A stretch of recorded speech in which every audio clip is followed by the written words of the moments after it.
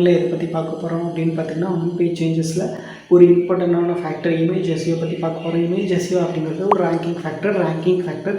அதனால் நான் முன்னாடியே சொல்லிடுறேன், இமேஜ் எஸ்இஓ அப்படிங்கிறத கண்டிப்பாக பண்ணணும்.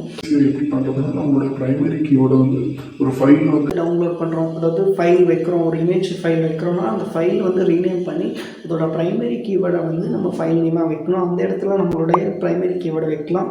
அப்படி இல்லை அப்படின்னா இமேஜஸ் இப்போ பாருங்கள், கூகுள் ஆர் எனி சர்ச் இன்ஜின்ஸ்க்கு வந்து இமேஜஸ் பற்றி தெரியாது. அதுக்கு பதிலாக அதுக்கு மேலே இருக்கக்கூடிய ஆல்டர்னேட்டிவ் டெக்ஸ்ட் இமேஜ் மேலே இருக்கிற டெக்ஸ்ட்டோ இல்லை இமேஜுக்கு ஆல்டர்னேட்டிவாக கொடுத்துருக்க ஆல்டர்னேட்டிவ் டெக்ஸ்ட் தான் வந்து தெரியும். அதனால் ஆல்டர்னேட்டிவ் டெக்ஸ்ட் அப்படிங்கிறது ரொம்பவே மஸ்ட்டு.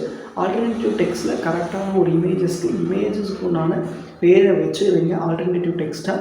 அப்படி வச்சிங்கன்னா ஒரு ரேங்கிங் ஃபேக்டர் இம்ப்ரூவ் ஆகும் அப்படின்னு சொல்லி ரேங்கிங் சொல்லியிருக்காங்க கூகுளில். அதனால் இமேஜஸையும் கரெக்டாக பண்ணுங்கள். ஒரே இமேஜை நிறைய இடத்துல யூஸ் பண்ணாதீங்க. நிறையா பேஜஸில் கொஞ்சம் ஸ்லைட்லி சேஞ்ச் பண்ணி டிஃப்ரெண்ட்டாக வைங்க.